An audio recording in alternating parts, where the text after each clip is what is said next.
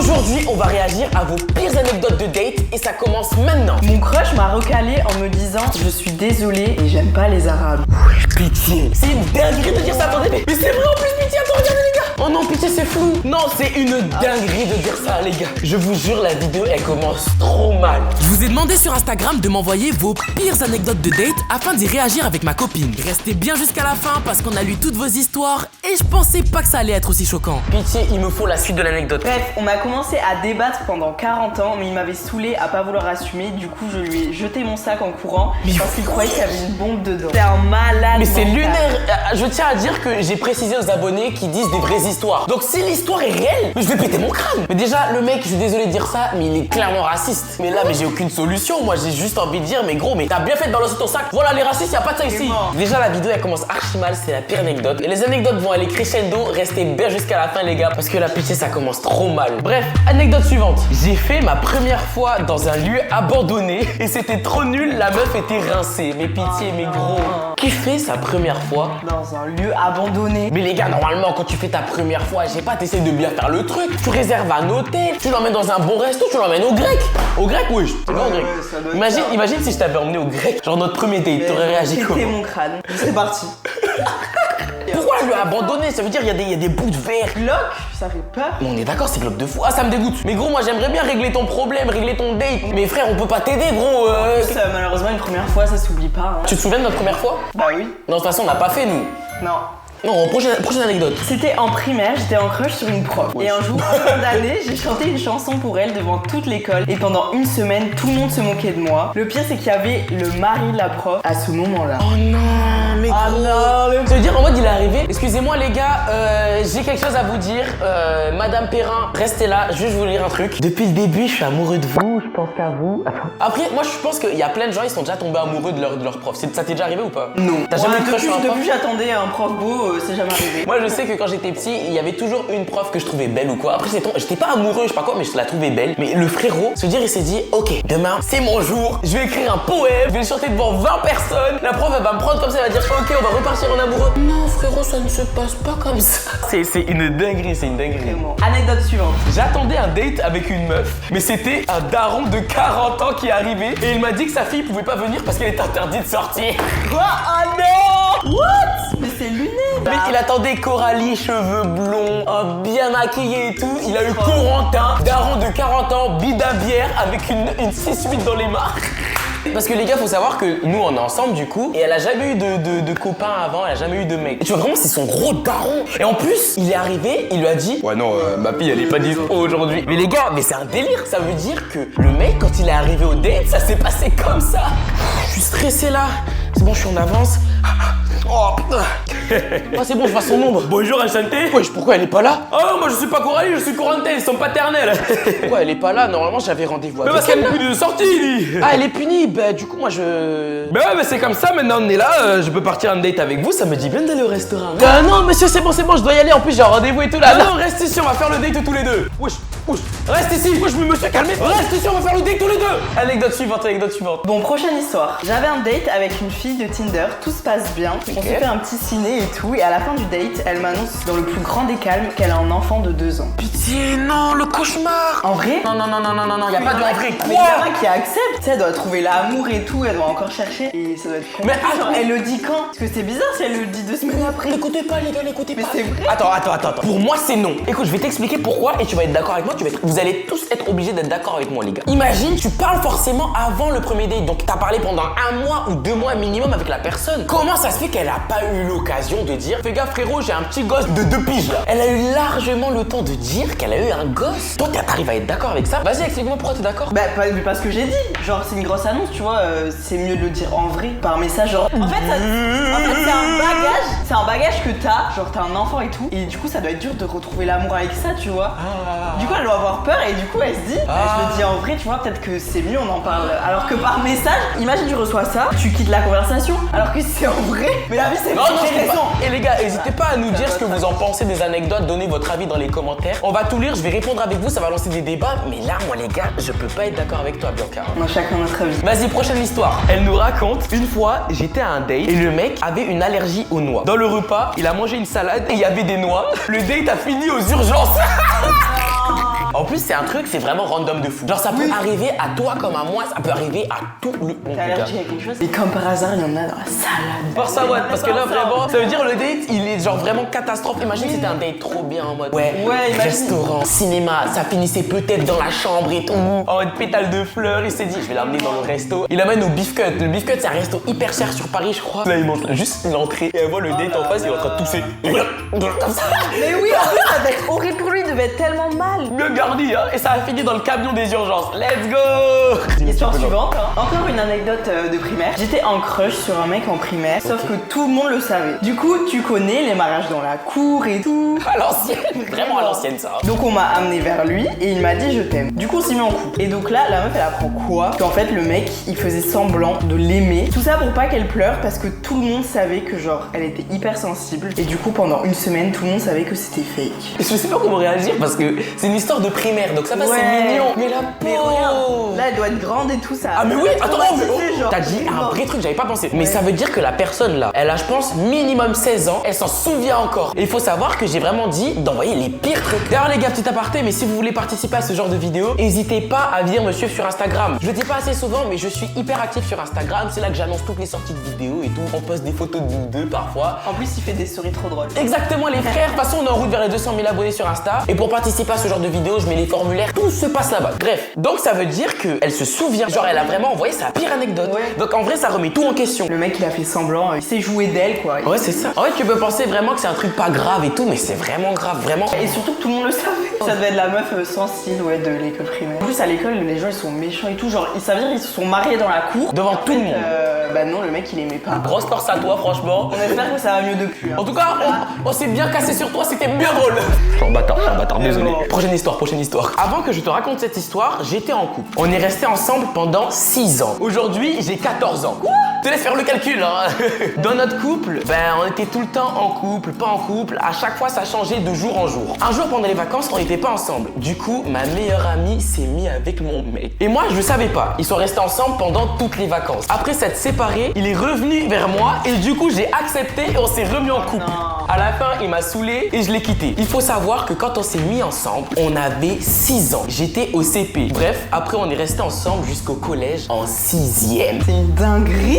C'est bizarre, gros. Là, t'as 14 ans et t'as déjà eu une relation de 6 ans. Ouais, on te parle à toi là. C'est bon. Ça veut dire elle a l'expérience sur quasiment la moitié des jeunes. Mais en plus, la meilleure amie là, c'est quoi ça? Ouais, c'est quoi ce délire là? En vrai, je peux comprendre un peu parce que je me souviens, en 6e, j'étais en couple avec une fille pendant 9 mois. Quoi? Énorme en 6e. Tu savais pas? Et genre, juste, on s'est smack 2 fois. 2 fois en 9 mois. Ouais, c'est les trucs de collège. Genre, c'est les trucs de collège, mes parents, c'est trop toxique. On était en couple, pas en couple, machin, ça se quitte, ça je sais pas quoi pendant les vacances. Oh, ça, l'histoire, elle va retourner le cerveau. C'est grave atypique. Ok, prochaine histoire. Un jour. Attends, désolé, je te coupe. Mais les gars, je viens de penser à un truc. Si vous kiffez les vidéos avec Bianca, tout ça, nos vidéos tous les deux, si vous aimez bien la vibe, n'hésitez pas à le dire en commentaire. Et je sais, les frères, on doit faire la partie 2 de Je contrôle ma vie. Parce que pour ceux qui sont pas au courant, les petits nouveaux et tout ça, Bianca a contrôlé ma vie pendant 24 heures et c'était horrible. Et je sais, les gars, on doit tourner la partie 2, mais ça arrive bientôt. Oui, je vais lui faire vivre un cauchemar, les frères. Donc, n'hésitez pas à me dire dans les commentaires si vous êtes toujours chaud pour qu'on fasse la partie 2 où je contrôle pendant 24 heures Bianca. Si vous m'aimez bien, soutenez-moi et dites non, on veut pas la partie 2. Voilà, parce qu'on veut pas qu'elle souffre en fait. On veut la partie 2. On l'aime trop, tu vois. Il y aura la partie 2. Bref, voilà, c'était juste petit aparté. Désolé, je t'ai coupé. On continue l'anecdote. Un jour, mon pote, il avait un crush sur moi, mais je savais pas. Okay. Du coup, sur message, il commence à me dire ce qu'il ressent pour moi, mais moi, j'avais grave pas capté. Oh non. Du coup, je lui ai dit si c'était pour sa crush. Il m'a dit oui. J'ai capté. Du coup, je lui demande t'es sûr que c'est pas moi hein, parce que t'es vraiment pas mon style de Et après, il m'a bloqué. Oh non. C'est ma pote qui m'a dit qu'il avait un crush sur moi. Donc la meuf, elle avait toujours pas compris en fait. T'as déjà vécu des trucs comme ça en mode semi-crush, machin et tout? Non. Les gars, faut savoir que moi, je me suis pris vraiment très rarement des râteaux. Parce qu'en fait, j'avais une technique. Quand je parlais aux filles et tout, je dévoilais jamais mes sentiments. Exactement, on était smart ici. Donc ça veut dire, j'essayais de voir petit à petit s'il y avait une ouverture et s'il y avait pas une ouverture. Tranquille, on n'est pas mon gars. C'est trop les scènes dans les films. Oui. En mode le mec il avoue ses sentiments. Ses sentiments. Et après il dit à la fin, non mais en fait imagine que la meuf. Oh oui de ouf. Mais t'as dû te sentir tellement mal. On passe à la suite. Les gars, l'anecdote qui va suivre, je suis désolé mec. Je te jure que tu vas pas être prêt. J'ai accompagné mon meilleur pote à son date parce qu'il avait peur des meufs. Ok, d'ailleurs déjà c'est un bon.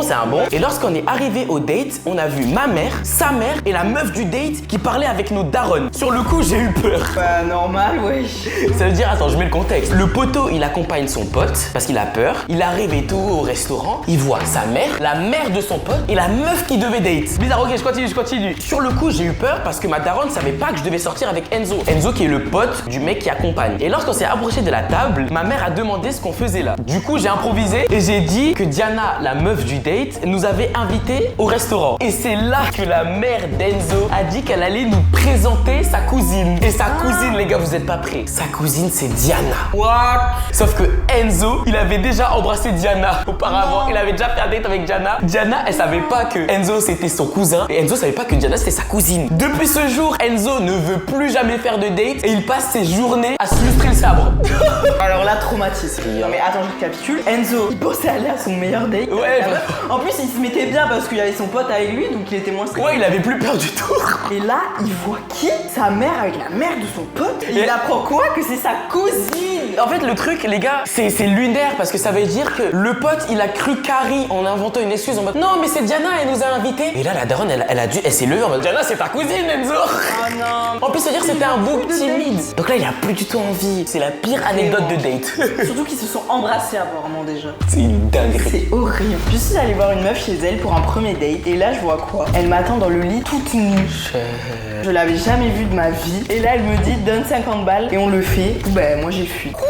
Non mais attends, mais ouais. Attends, mais c'est lunaire. Quoi leur Déjà. aux abonnés? Ouais, par contre, c'est quoi vos vies, les gars? C'est lunaire. Moi, j'ai jamais eu d'anecdote comme ça. Hein. Déjà, premier date à la maison, c'est un peu bizarre. Hein. Parce que tu sais que je peux tomber sur un malade mental. De ouf. Un malade mental ou une malade mentale aussi. Donc, les gars, premier date, si je peux vous donner un conseil, faites ça dans des lieux publics en pleine journée. Hein. Elle était à poil. Mais il devait être tellement choqué. On va être comme ça. Et le Hey. pire, elle lui Non mais. T'as fait quoi là? Non mais le pire, Bon, c'est qu'elle lui a- petit flop. Hey.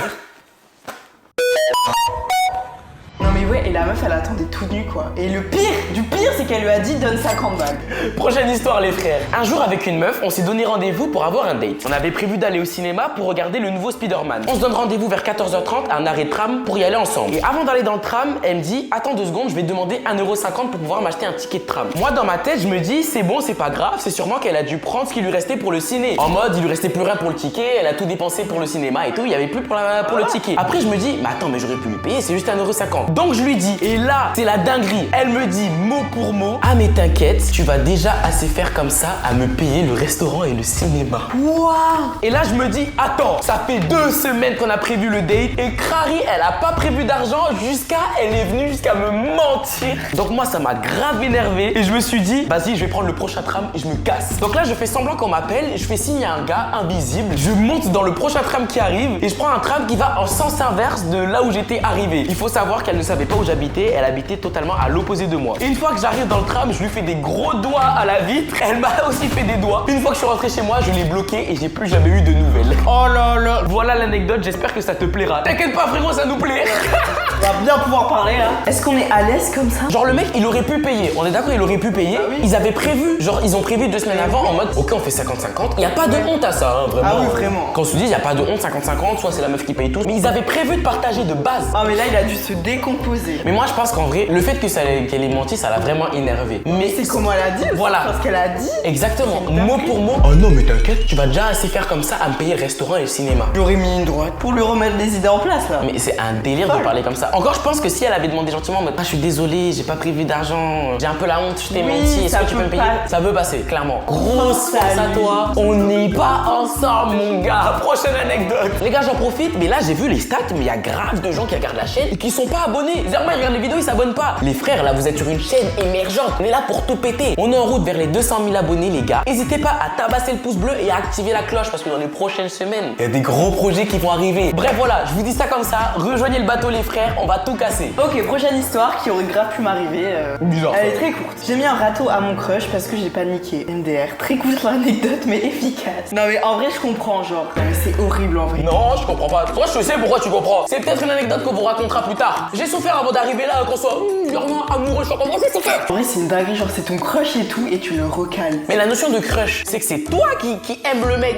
Il vient vers toi, donc ce que tu rêves, hein, qui vient vers toi genre. Et tu lui mets un râteau. En mode, moi je vais arriver, ouais mon gars, ça va ou quoi? Mais tu sais, ça fait 1 an que je te regarde, je suis amoureux de toi et. Bah en vrai, vraiment casse-toi quoi. En fait, même toi tu rigoles carrément, c'est pas logique. Force à toi vraiment. Ouais, non, en vrai, la pauvre. J'espère que tu lui as reparlé, il s'est passé un petit truc après quand même. La Pas pauvre, rester la sur une pauvre, la nouvelle. pauvre. Les gars, on passe tout de suite à la dernière anecdote. Et la dernière, c'est la mienne. Et en plus, elle ne la connaît pas celle-là, les gars. Ok, je vous raconte, je vous pose les bases. Il y a une époque, les frères, faut que je le dise, j'avais faim. Vraiment un énorme charreau. Par contre, moi, je faisais pas de mal aux filles, mais j'avais vraiment faim. J'essayais vraiment de DM un max de filles et tout. Un jour, je parle à une meuf. On va l'appeler Clotilde. Clotilde, tout se passe bien. Genre, on commence à se parler. C'est moi qui la DM, tu vois. Feeling dès le début. On parle plusieurs semaines, je sais pas, on va dire 2-3 semaines, 1 mois. Faut savoir que cette personne n'était pas dans mon lycée, elle n'était pas dans ma ville. C'est juste qu'on a vu le collège en commun et des amis en commun. Bref, petite parenthèse comme ça. On se parle, elle habite giga loin la meuf, mais on se dit, vas-y, la conversation elle est grave fluide, faut qu'on se voit. Donc c'était un moment, je crois que c'était en février, mars, il faisait un peu frais. Donc je me souviens très bien, j'ai mis une doudoune rouge. Attendez, je vais vous montrer la doudoune rouge que j'ai mis.